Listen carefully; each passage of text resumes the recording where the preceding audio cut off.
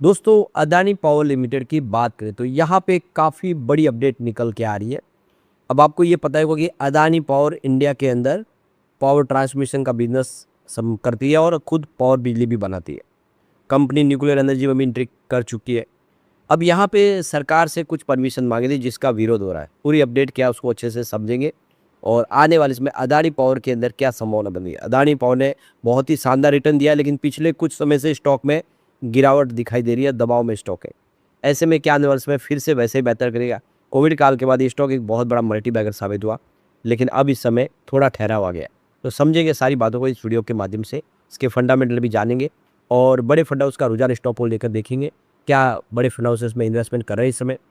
लेकिन फ्रेंड्स, उससे पहले अगर आप पहली बार हमारे चैनल पे आए तो चैनल को सब्सक्राइब कर दीजिए, एक बेल आइकॉन दबा दीजिए ताकि जब भी नया वीडियो बने पहला नोटिफिकेशन आपको मिले। वीडियो पसंद आए लाइक से जरूर कीजिए। चलो फ्रेंड्स, वीडियो स्टार्ट करते हैं। मैं हूँ आपका दोस्त एस बी दवे और हमारे अपने चैनल ऑनलाइन कमाई में आपका बहुत बहुत स्वागत है। सबसे पहले अदानी पावर लिमिटेड के कारोबार की बात करें तो 205 पर क्लोजिंग थी। आज 0.71% की गिरावट देखने को मिली। तो शुरुआत पॉजिटिव हुई 207 पर, क्योंकि कल 206 पर क्लोजिंग थी। 209 का हाई भी बना, लेकिन तेजी टिकनी हुई, बाजार में कमजोरी थी, उसकी वजह से ये भी स्टॉक आ गया नीचे 204 पर। अब आप ये देख सकते हो कि 160 का 52 वीक का लो बना हुआ और हाई जो है वो 254 का है।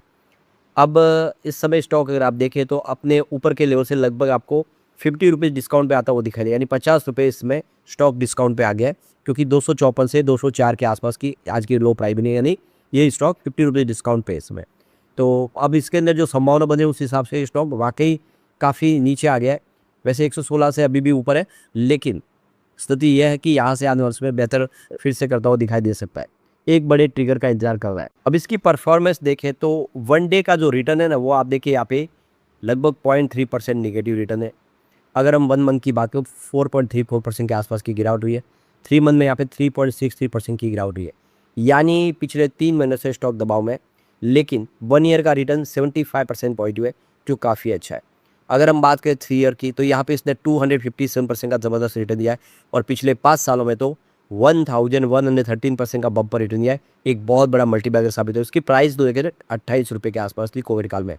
28 से स्टॉक 250 तक पहुँचा है। आप क्लियरली समझ सकते हो स्टॉक ने बहुत बेहतर किया, लेकिन 3 महीनों से स्टॉक थोड़ा सा दबाव में, एक तरह से इसमें कंसोलिडेशन पीरियड शुरू हुआ है, लेकिन जल्दी एक बड़ी तेजी के लिए तैयार हो रहा है। अब यहाँ पे जो बड़ी ब्रेकिंग न्यूज निकल के आ रही है, यूपी के नोएडा में डाटा सेंटर के लिए अदानी ग्रुप को समांतर विद्युत लाइसेंस देने की तैयारी हो रही है। यानी वो सरकारी जो बिजली नियामक विधायक है उसके हिसाब से सरकारी कंपनियों के जैसा ही इनको भी लाइसेंस मिलेगा। वो यहाँ पे इनके डाटा सेंटर को बिजली सप्लाई कर सकते हैं, इसकी तैयारी हुई है। तो नियामक आयोग ने अदानी समूह के प्रस्ताव को स्वीकार करके 1 महीने में आपत्ति और सुझाव आमंत्रित किए, यानी प्रस्ताव को स्वीकार कर लिया गया है और जिसको भी आपत्ति है तो वो अपनी आपत्ति दे सकते हैं या फिर सुझाव है तो सुझाव भी दे सकते हैं। तो ये जो विज्ञापन सामने है, उसके बाद में जो राज्य विद्युत उपभोक्ता जो परिषद है और संघर्ष समिति ने आप देखिए इसमें कहा है कि जो विद्युत वितरण निगम है उसकी वित्तीय सेहत और उसके उपभोक्ताओं के हित को प्रभावित करने वाला ही है, और इस फैसले का ऊपर उन्होंने ऑब्जेक्शन दिया, ऐतराज़ किया। तो उनका ये कहना है कि ये पिछले दरवाजे से एक तरह से निजीकरण की तरफ आगे बढ़ रहे हैं, यानी सरकार की मंशा है कि प्राइवेट प्लेयर है को ये पूरा मौका दिया जा रहा है। धीरे धीरे करके जो बिजली विभाग है वो प्राइवेट हाथों में सौंपने की तैयारी हो रही है इस तरह से। तो Adani energy solution step 11 limited और अदानी एनर्जी सॉल्यूशन लिमिटेड ने नोएडा स्थित डाटा सेंटर पार्क में बिजली आपूर्ति के लिए समांतर वितरण लाइसेंस के लिए नियामक आयोग में अर्जी दी थी। नियामक आयोग ने परीक्षण के बाद अर्जी स्वीकार करते हुए इस मसौदे की विज्ञप्ति जारी करके 1 महीने में आपत्ति और सुझाव मांगी है। तो इस मामले की सुनवाई के बाद समांतर लाइसेंस देने का ऊपर फैसला लिया जाएगा। ग्रेटर नोएडा में NIDP डेवलपर्स प्राइवेट लिमिटेड को पहले ही डाटा सेंटर के लिए समांतर वितरण लाइसेंस ऑलरेडी दिया जा चुका है। अदानी मसले में उपभोक्ता परिषद और संघर्ष समिति ने उपभोक्ता हितधारकों के मामले को छुपाने का आरोप लगाया। तो ये देखिए, राज्य सरकार समिति के अध्यक्ष अवधेश कुमार वर्मा ने इसे उपभोक्ता हितों के विपरीत बताया। उन्होंने कहा है कि अदानी समूह ने इसके पहले भी समांतर वितरण लाइसेंस के लिए आवेदन किया था। उपभोक्ता परिषद की आपत्ति के बाद 2023 से ये मामला विचाराधीन है। तो विद्युत कर्मचारी जो संयुक्त संघर्ष समिति है उसके संयोजक शैलेंद्र दुबे ने इसे पिछले दरवाजे से निजीकरण की कोशिश बताया। उन्होंने कहा कि जब खुले तौर पर अधिकारी पूर्वांचल और दक्षिणांचल का निजीकरण नहीं करवा सके तो अब ये तरीका अपनाया जा रहा है, एक तरह से प्राइवेट प्लेयर को एंट्री दी जा रही है। तो कुल मिला के ऑब्जेक्शन हो रहा है, लेकिन सरकार ने इसकी तैयारी की है। अब देखना होगा कि क्या ये मौका मिलता है। अगर हम अब जून के शेयर होल्डिंग पैटर्न को देखें तो आपको समझ में आएगा कि यहाँ पे जम के खरीदारी हो रही है बड़े फंड हाउस की। प्रमोटर की होल्डिंग यहाँ पे 74.96% है, यानी अपर लिमिट के आसपास है। 75% की अपर लिमिट होती है किसी भी कंपनी में, तो पब्लिक लिस्टेड कंपनी के अंदर 75% की लिमिट होती है।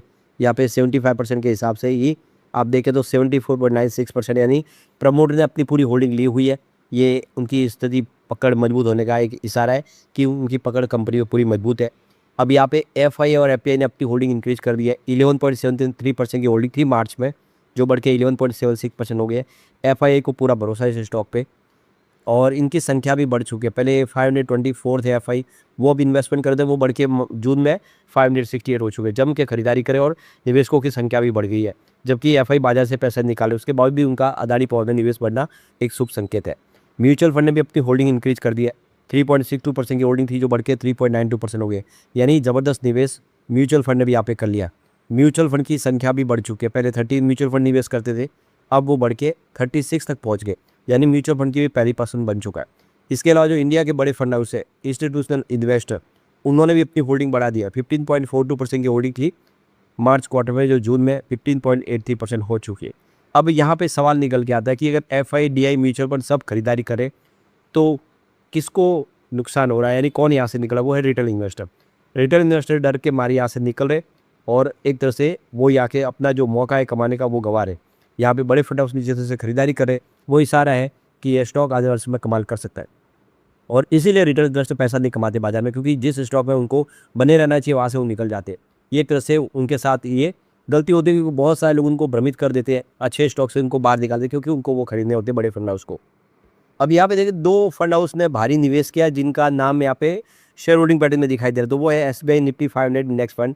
उन्होंने 1.61% का इन्वेस्टमेंट किया है। 1% से ऊपर जब निवेश होता है तभी उसका नाम यहाँ पे दिखाई देता है। और क्वांट म्यूचुअल फंड ने भी यहाँ पे 1.04% की होल्डिंग ली। तो 2 म्यूचुअल फंड ने यहाँ पे काफ़ी बड़ा निवेश किया हुआ है। ये इशारा है कि इस स्टॉक के अंदर दम है। अब अगर वहाँ रिजल्ट की बात, रिजल्ट भी दमदार है इस बार। टोटल इनकम 19,322 करोड़ तक पहुंची है, बहुत ही बेहतरीन तरीके से, जो मार्च में 15,989 करोड़ के आसपास थी। अच्छी खासी जंप देखने को मिली है इनकम के अंदर। इस बार खर्च की बात करें तो खर्च भी बढ़ा, क्योंकि सामने बिजनेस बढ़ा है। तो 12,120 करोड़ का इन्होंने टोटल खर्च बताया जून में, जो मार्च में 10,637 करोड़ के आसपास था। अब यहाँ पे टीई ग्रोथ की बात करो 13.94% अप रहा है, जो मार्च में 13.79% अप था। एबिटडा 7,201 करोड़ के आसपास रहा है जून क्वार्टर में, जो मार्च क्वार्टर में 5,351 करोड़ के आसपास था। यानी एबिटडा में ज़बरदस्त वृद्धि देखने को मिली है। अब बात करेंगे प्रॉफिट आफ्टर टैक्स की, तो इस बार 4,805 करोड़ का टोटल प्रॉफिट बताया जून क्वार्टर में, जो मार्च क्वार्टर में 4,017 करोड़ के आसपास था। यानी कंपनी के प्रॉफिट में भी ज़बरदस्त उछाल है, रेवेन्यू में भी उछाल है। प्रॉफिट ग्रोथ इस बार जिस तरह से बढ़ा है, वही क्लियरली ये इशारा है कि कंपनी का बिजनेस पटरी पे और आने वाले समय यहाँ पे अदानी पावर कमाल कर सकता है। अब कंपनी के फ्यूचर प्लान की बात करो, कंपनी करीब 2 लाख करोड़ रुपीज़ का इन्वेस्टमेंट करने वाले आने वाले 5 से 6 साल में अपने बिजनेस को बढ़ाने के लिए। कंपनी अपनी जो कैपेसिटी है उसको 41.87 गीगावाट तक पहुंचाने की तैयारी लेके चले 2032 तक, जो आप देखिए यहाँ पे करीब 23.72 गीगावाट के आसपास प्लांट कैपेसिटी एडिस होगी। तो देख सकते हो कि कंपनी का विज़न बहुत बड़ा है और काफ़ी बड़े बड़े ऑर्डर इस समय प्राप्त, बहुत सारे पीपी इन्होंने पावर परचेज एग्रीमेंट भी साइन कर लिए मध्य प्रदेश, उत्तर प्रदेश, महाराष्ट्र और बिहार से। इससे बात समझ में आ रही है कि कंपनी की बिजली खपत जो है वो पूरी उसका उन्होंने रास्ता निकाला हुआ है, सारे के सारे एग्रीमेंट हो चुके हैं, तो कंपनी का बिजनेस बढ़ेगा। ये सारी बातें साबित करिए कि आने वर्ष में अदानी पावर कमाल कर सकता है। अब कंपनी का पोर्टफोलियो भी डाइवर्सिफाई, आप देखें न्यूक्लियर एनर्जी में कंपनी एंट्री कर चुकी है। 10 गीगावाट का इन्होंने टारगेट रखा है न्यूक्लियर पावर का। इसके अलावा यहाँ पे हाइड्रो प्रोजेक्ट में भी कंपनी काम कर रही है। भूटान में इन्वर्टर ग्रीन के साथ में पार्टनरशिप की है। नई super critical thermal power plant company technology के साथ काम करी है। ये सारी बातें अदानी पावर के लिए प्लस पॉइंट है। लेकिन फ्रेंड्स, कोई भी इन्वेस्टमेंट करने से पहले अपने फाइनेंशियल एडवाइजर से एडवाइस ले लें या अपना खुद का रिसर्च करें, क्योंकि मैंने वीडियो आपके एजुकेशनल पर्पज़ के लिए ही बनाया। वीडियो पसंद आए तो लाइक से जरूर कीजिए और चैनल को सब्सक्राइब कर दीजिए। Thank you friends.